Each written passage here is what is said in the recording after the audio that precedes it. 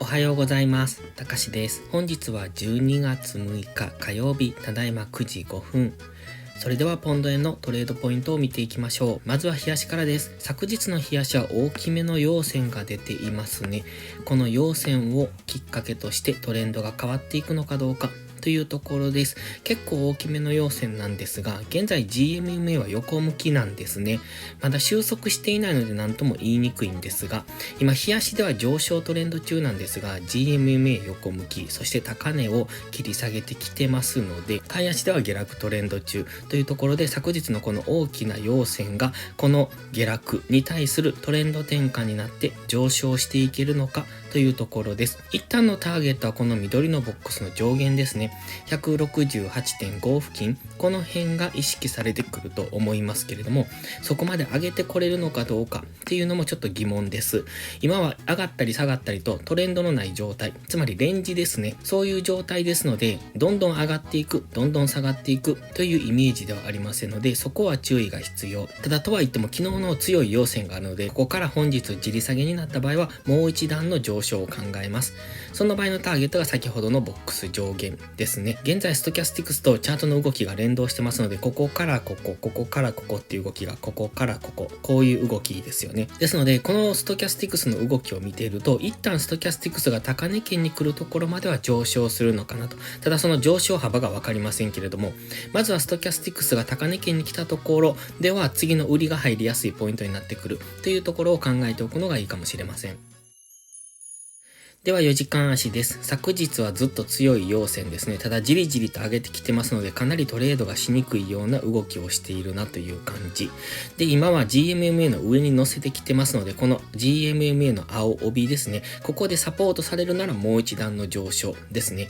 現在目指してきているのはこの紫のラインです。この1時間足の目線切り替えポイントなんですが、167.228 というこのライン。ここを目指してきてますので、この辺付近までは上昇する可能性を考えておきたい。ただここまで来ると次どうなるかですね。今ここに水色の切り下げラインを引いてますが、その辺付近とも近づいてきますので、ここでは再び強い売りが入ってくるのかとなると、またここを目指してですね、164円ぐらいを目指して下落していくと考えられます。ただこの切り下げラインを上抜けてくると、次はこの高値を目指してきますので、172円ぐらいですね、そこを目指してくる可能性というところも考えておきたいので、今はもう少し上昇しそうですが、そこで次どうなるかっていうのを見極めていくポイントです。現在ストキャスティクスは高値圏からデッドクロスを仕掛けてます。ただ MACD が強いので、そんな簡単に下がらないんだろうなというところですね。もう一段上げてからの下落になるのか、ここでじりじりと横ばいになってからの下落になるのかという、そんな印象を持てます。ただストキャスティクスは高値圏からデッドクロスしてきても再び上を向くこともありますので、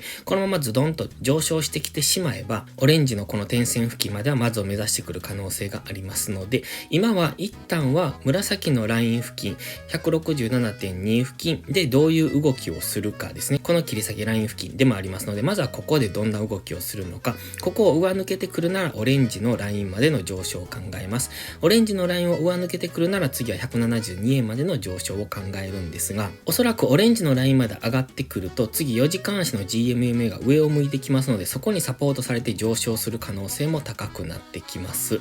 で、今4時間足の GMMA がずっと意識されてきてるんですよ。ここでずっとサポートされてますよね。で、ここは今度レジスタンスに変わってるんです。結構ここボラが高くって上抜けてはいますが、今それを抜けてきてますので、基本的にはもう一段の上昇を考えますが、この騙しなどを見ていると本日ここから下落する可能性もあるんですが、一旦はこの辺付近167円のミドルぐらいを目指して上昇するんじゃないのかなと考えてます。そこでどうなるかを見ていきたいですね。ただもう少し上昇余地はあるんですが、ストキャスティクスは高値圏にありますので、ここからのロングエントリーは優位性がありません。もしエントリーをするのであれば5分足とかその辺まで落としてやっていくのはいいと思いますが、次は4時間足単位の調整の下落に入りますので、そこに巻き込まれないように注意は必要です。では1時間足です。この白の下降チャンネルを上抜けてきて、今そこがサポートになっているのが分かりますね。この昨日の下髭なんですが、この平行チャンネルの上限で反発、ここの GMMA の青帯で反発とも言えますが、この辺付近がサポートになっているるのがわかります。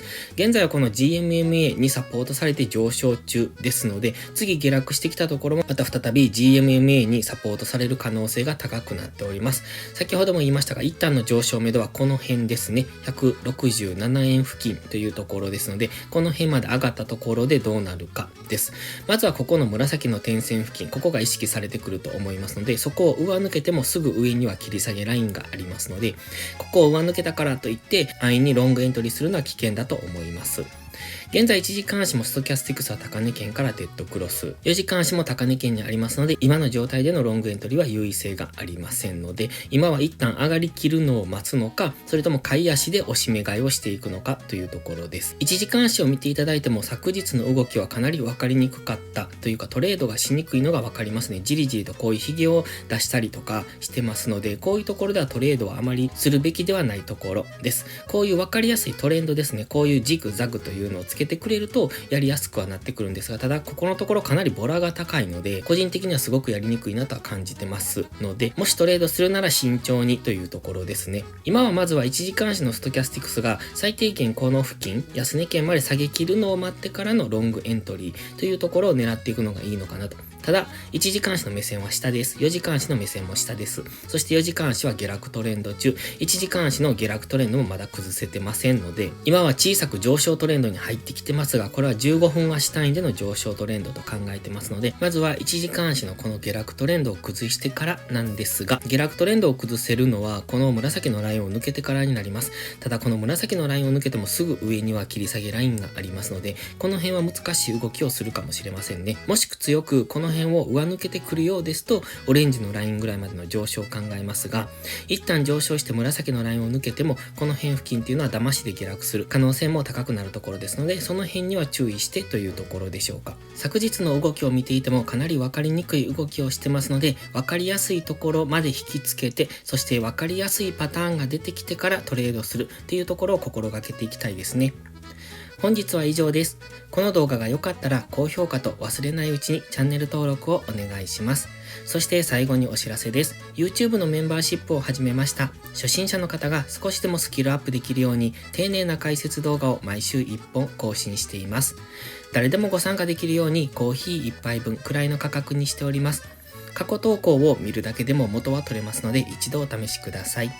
それからもう少しトレードスキルを向上させたい方はポストプライムでプライム投稿というのもしております。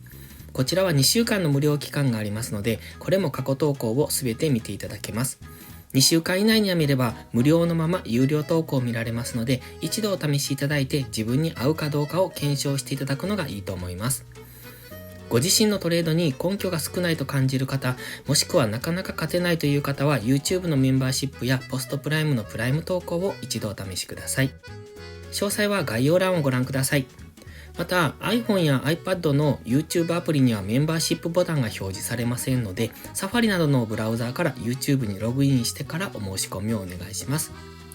それでは本日も最後までご視聴ありがとうございました。たかしでした。バイバイ。インジケーターの使い方解説ブログを書きました。現在このインジケーターを使ったエントリー手法のブログを書いている途中ですが、まずはこちらの基礎編をご覧いただきたいです。GMMA、ストキャスティクス、MACD の使い方について詳しく書いてます。インジケーターは何気なく表示させるのではなく、理解して使いこなすことが大切です。このブログを読んで、ご自身のチャートに当てはめて考える。それが使いこなすことへの第一歩になります。せっかく FX と出会ったのですから、確実に一歩ずつ成長していきましょう。